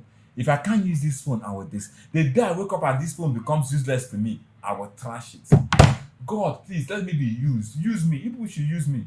I need to be used until I'm used up. The moment you are not found useful, you are discarded. They say when they call on men, they're not calling to find out whether they are doing well. They're calling to find whether they're still useful. They're going on to, they're using you. Please use me. Use my brain. Use this left side first. Then use this. You didn't use this side. Use the back. Use me. I am here to be used. I want people to use me. But let me tell you, 90% of the people that left this business, they might give you other reasons, but one of the signs, so when at leadership level, one of the signs is when offense comes in. When offense comes in, that's why I said, please, if I'm talking to you, you have offense with anybody, you're bitter, drop it. You can't carry it into the next age. You can't carry it. It's a luggage. You can't carry. They won't allow you to enter. When you're traveling and you're carrying, there's something they carry. They won't allow you to board the aircraft. It's called contraband. You cannot carry a machete and board Arik Air. They won't allow you. You can't enter into that plane with a machete. No, I'm sorry. Even though you have bought your ticket, they won't allow you. There's certain things that cannot allow you to the next position. Offense, bitterness, hatred. Bitterness, they won't allow you. Once when they say no, you're bitter, you have offense, stay back. Most of the people, it starts with offense. And what leads to offense? Pride. I should be this. If a child doesn't take offense, have you ever seen a child, they don't take offense because they don't see themselves bigger than they are, or they don't estimate themselves higher than they are. It's not anything, but do you know who I am? That's when you become offended. When you see yourself at the lower, there's nothing you do to a child that will offend him because he is a child now. So it starts with lack of humility, pride. Then when you have pride, you now take offense. What do you think made the devil to take offense at God? He became proud. So he now said, God, the way you're doing this thing, and when you take offense, the next level after offense is disloyalty. You start becoming disloyal. So when I'm talking about, why I'm bringing you back to this, when I talk about loyalty and obedience, it starts with you not being humble. So somebody now talks to you like this. You now say, why are you talking to me like this? You take offense. If you say someone that is very humble, it's very hard for the person to take offense. Offense, it shows there's a pride in you. Then from offense, it leads to disloyalty. Disloyalty is when your leader is talking, you're antagonizing your leader. You're really disloyal. It may be obedient, yet disloyal. Please go and do that meeting. You can go and do it too, but yet you're disloyal. That you're doing things also means that you're disloyal. Was Judas not doing the things, yet he was disloyal? Then the highest level of disloyalty is rebellion. Rebellion is when you now come out and say, no, I will not do. When it gets to that level, you are partnered with the devil. There's no going back. Rebellion is like mutiny. They don't forgive it. There's no going back. So it starts with offense. Before it goes from offense, it starts with pride. Deal with pride. When offense comes, go back and check your pride. No. There's something wrong with my pride. How am I getting offended? Somebody tells you, go and sit down there. You become offended. It's pride. Go and check it. Go and check it. You need to be more humble. You need to be more humble. Because from pride, it gets to offense. When you start picking offense and start becoming bitter, there's a problem. Run back and go. It's a state of emergency. If you have offense or bitterness, anger against anybody in your team, in your life, it's a state of emergency. There's a problem. Oh, there's a problem. Because if you don't deal with that problem, it graduates to disloyalty. When it gets to disloyalty, it's very hard. It's very hard. And when it enters rebellion, nobody can save you. Nobody can save you when it enters rebellion. Because there's a decree, suffer not the witch to live. For witchcraft is as a sin of rebellion. There's a decree that once it gets to rebellion, there's no going back. So character development. Be obedient and be loyal. If you're here and you have anybody in your team, both your upline, both your downline, that you're angry with, that you're offended, that you're bitter against, you can't carry that baggage and board the aircraft. After this meeting, throw it away. That does not show weakness, that shows strength.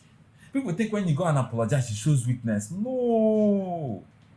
The highest display of strength is in surrendering, is in being naked and let people spite you, beat you, stone you, mock you, criticize you.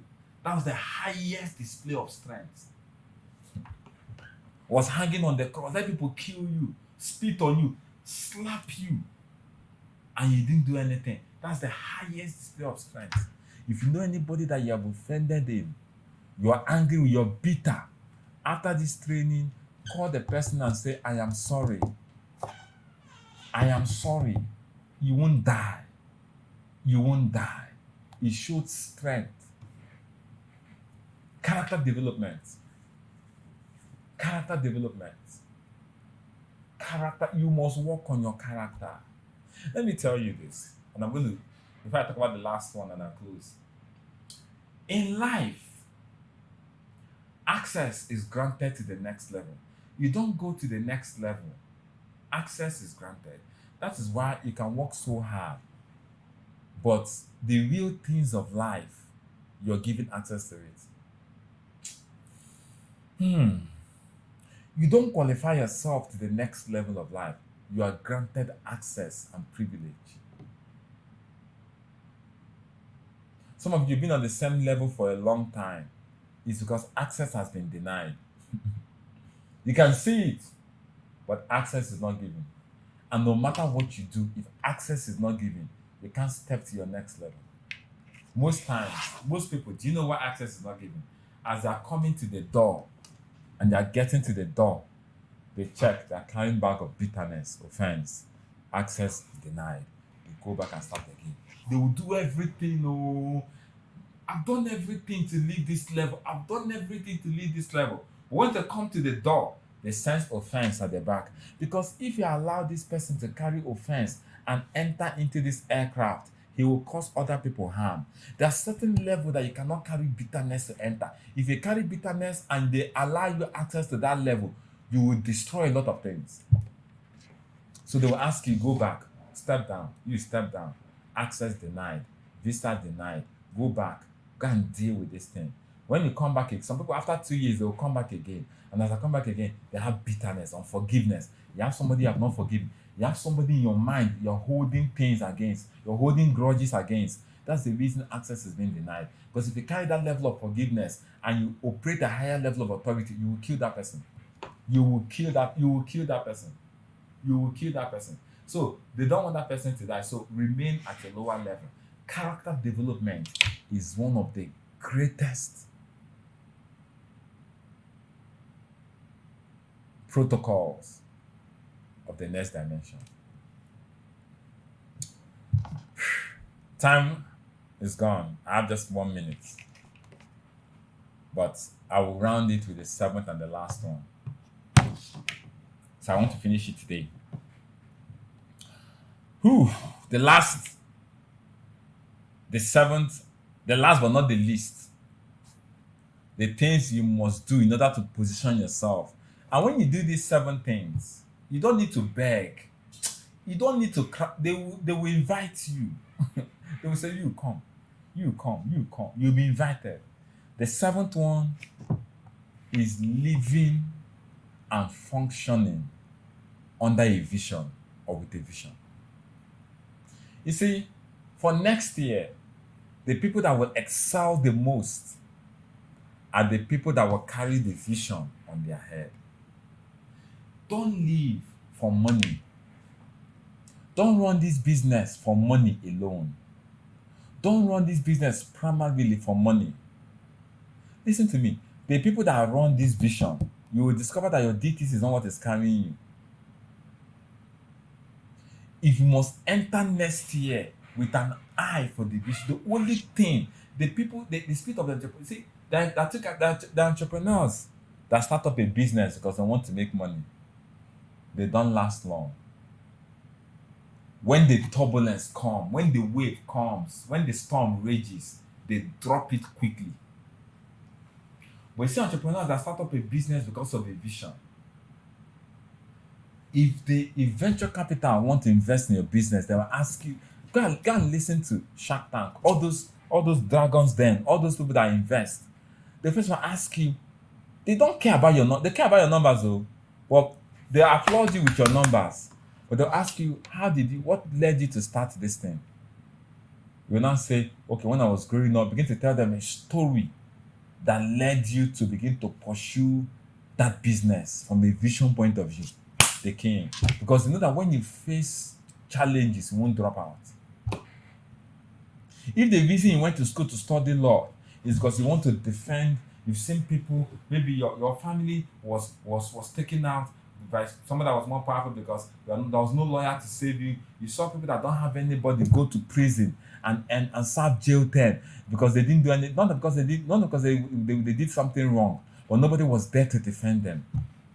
And you see people that didn't have money, nobody there to. As I'm talking to you, there's several people that are in jail for an offense they did not commit, but they've not even brought them to. They're in prison for 10 years. They've not even brought them to try them. No lawyer to defend them. And yeah, well, that's one of the things we're going to do next year as part of our anniversary. We're going to go to the prison. People that are there that they've not done anything wrong, we will bring them out. People that didn't commit anybody, they don't have nobody to bail them. There's some people from NSAS that are still in prison. They just came to protect. They are still in cell. There is nobody. They don't have anybody. Some of them have died there. Nobody. No, they don't have anybody. We're going to go there and we're going to bring most of those people out. We're going to set up a team. That's part of our anniversary. We're going to bring those people out. So if your reason for studying law is so that you can be able to stand on the dock and defend people that are defenseless, no matter what you face in school, you will not give up. No matter what you face, you will pursue that law because the purpose is bigger than you. What you're fighting for is not about yourself. So entrepreneurs that are driven by a vision, they don't stop because it's bigger than themselves. When people venture capitalists want to invest in a business, they look at your story. Okay, this person has a purpose. There's a cause for him doing this thing? He's not just doing this thing because he wants to make money. If you're studying law because they say lawyers make money, the moment that cause threatens you, you will leave it and go and join mass communication. Because all our graduates, I want to become a graduate. There has to be a higher cause. The spirit of the entrepreneurial age, of the entrepreneurial dispensation, are people that are doing what they're doing from a point of vision, from a standpoint of vision, not just from a standpoint of profit. Everybody's doing from a standpoint of profit. So when they face rejection, they will quit. If you come from a standpoint of vision, you become impregnable, unstoppable. You must run with a vision in mind. What's the vision of this business?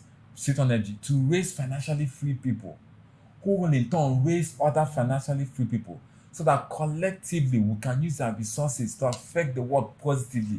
This is the reason I'm talking to you. This is the reason the J leaders are here. This is the reason we're running on this assignment. It must be vision cladded. It's not that of course, I told you guys, I said, you are not created to look for money. Oh God. When man was created, man was not created to pursue money. Man was not created to pursue clothing. No. The goat in your house does not have clothes. The cow in your field does not have clothes. The chicken does not have clothes. When man was created, he had his body was the clothes. The reason man started looking for what to wear was when man fell. Oh God.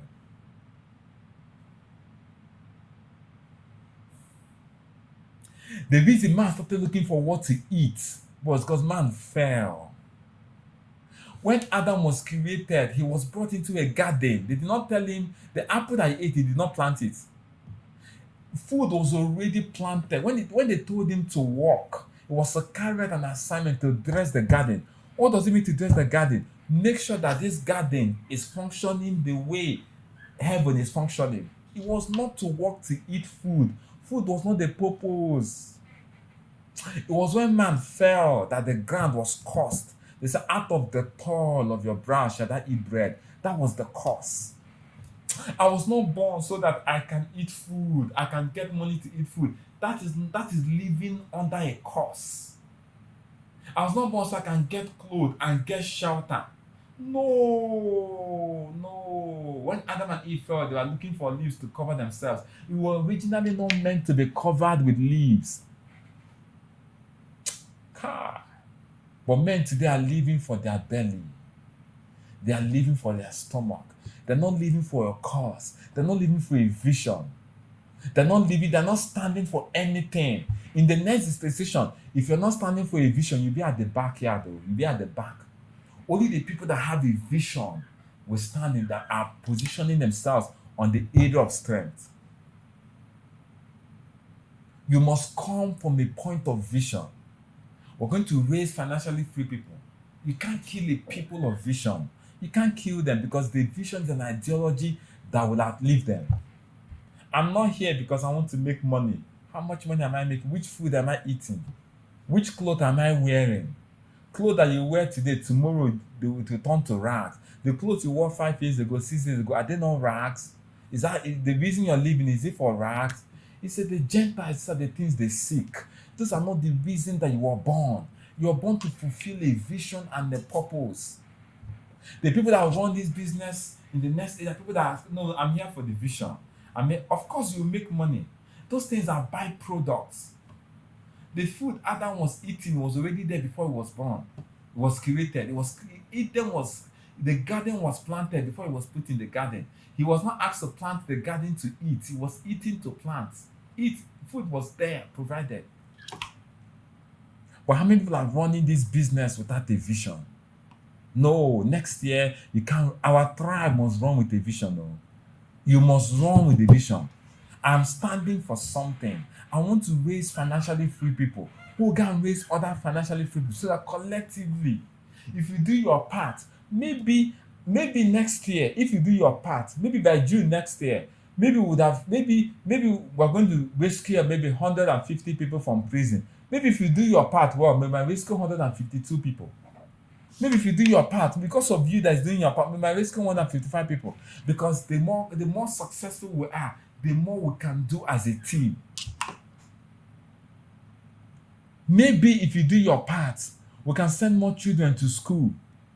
Maybe if you do your part, we can check out some people from the hospital. Maybe if you do your part, we can create more dispensary units for people that are dying of ailments that 10,000 naira drug can cure. Are you aware that somebody has died today? Somebody, as I'm talking to you, they are crying. What has killed that person could be 10,000 naira drug the person did not take. But because the person did not go for medical checkup, he did not even know that's the problem. Are you aware that you can cause people's life to be impacted positively? That is the vision of this business. Network marketing is just a vehicle. It's just a tool that we are using to arrive at our vision, which is our destination. If I want to travel to Abuja or travel to Kano and I bought Air Peace, I bought Ibom Air. Ibom Air is the vehicle. The destination is Abuja. The destination is not Ibom Air. Network marketing is the vehicle that is taking us to our destination. We are all going for the vision. The vision is to raise financially free people who will in turn raise other financially free people so that collectively we can use our resources and affect the world positively. You must run with the vision to have a stake in the next dimension to come. The way you position yourself in the area of strength is coming from the point of vision. Don't bother about the food that you eat. Don't bother about the clothes that you wear. Don't bother about the houses that you will build. Do you know, one day I saw the futility in living for the things that you can eat. I saw the futility. I saw the futility.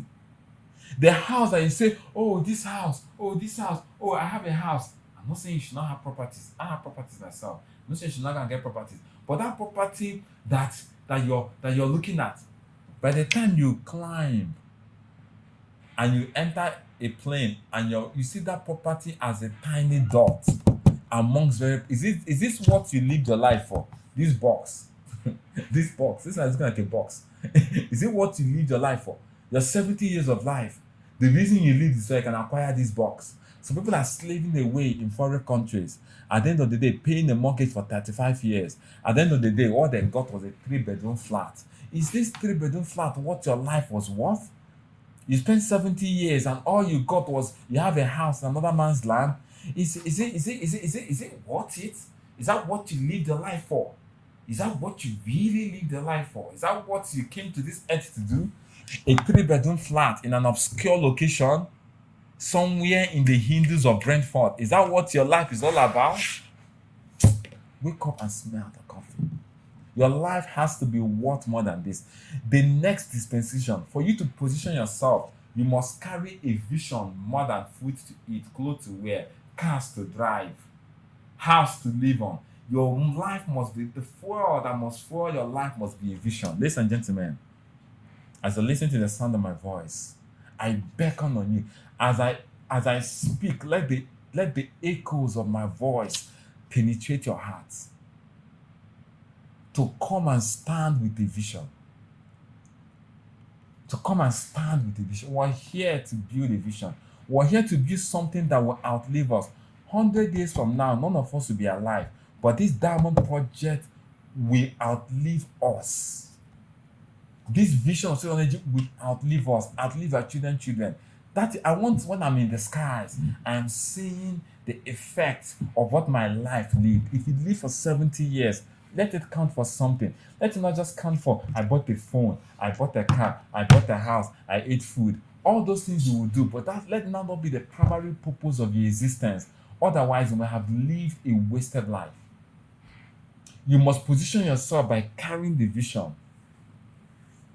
The vision of City Energy is clear: to raise a financially free people who will in turn raise other financially free people. So collectively, we can go and help the dying children. We can go and plant schools where there are no schools. We can go and plant hospitals where there are no hospitals. We can feed a generation. We can help people come out of them. We can bring joy, tears of joy in the faces of old women. That's what I live for. I live for a place where, what's the mission? Raise 500,000 diamonds. Imagine we'll come to a place where there are 500,000 diamonds in Nigeria. And the 500,000 of us gather together, pull our resources together, and you see old men happy, dancing. You see old men shedding tears of joy. Somebody that never knew, how is this man? I didn't go to school. My children don't, my father don't go to school. This my child is very intelligent, but I don't even have money to buy form. And all of a sudden say, no, there's scholarship for your child. Scholarship? Who are you? I don't know you. No, we're here to give scholarship to all about 25 of these children from these schools. We're having scholarship up until university. Who are you? How? From where? Who are you? From the government? No, we're not from the government. We're the diamond. We're the diamond tribe. We're affecting the work positively. My child follow. Yes, your child follow. What do you mean? I won't pay that. You will not pay a dime.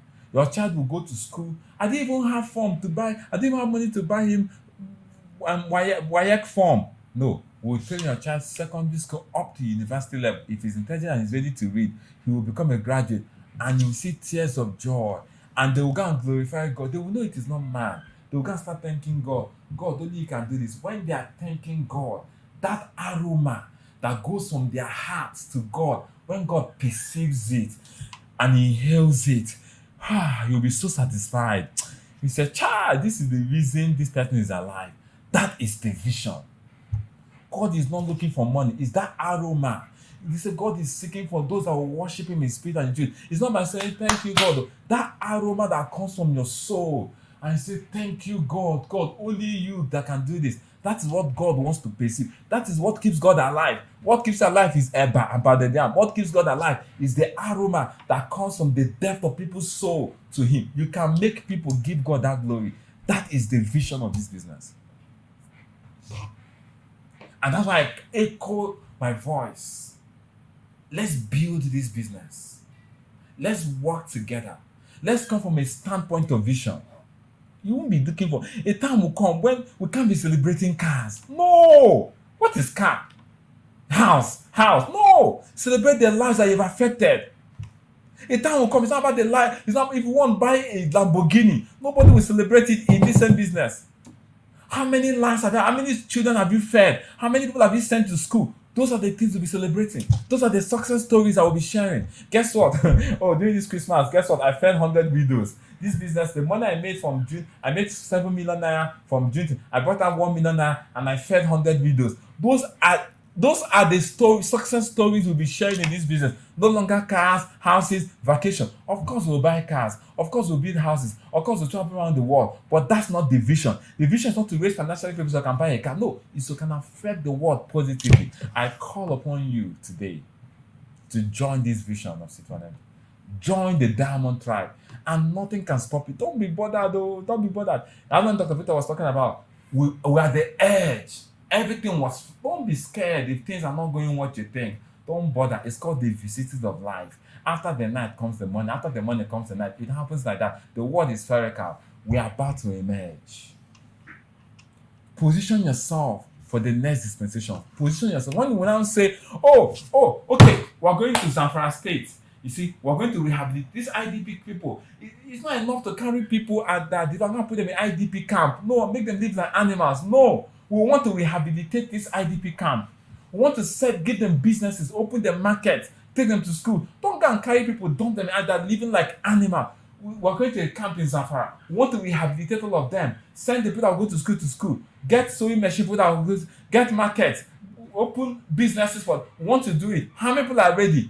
Be among the people that say, from the money I made in this business, I'll bring out 10% of the money I made in this business, and I'm going to support this cause, support that cause. We have several projects. We have a lot of projects. We're going to celebrate. I'm going to bring out all the projects. There's one that is called Return to School Project. People that are dropped out of school because they don't have money, will return them back to school. Have you not seen people? Have they not told you, I was in year 1, but they couldn't pay my school fees. I dropped out of school. What was your CGP? 4.4. Return to school project. Come back and be going back to school. We will return you to school. It's a project we will do. There are several projects in a bid to affect the world positively. But ladies and gentlemen, you must position yourself so that you can be invited to that next realm. My time is up. Position yourself for the next dispensation. I've given you 7 keys to position yourself. I hand over the meeting to Dr. Victor Habasin to close.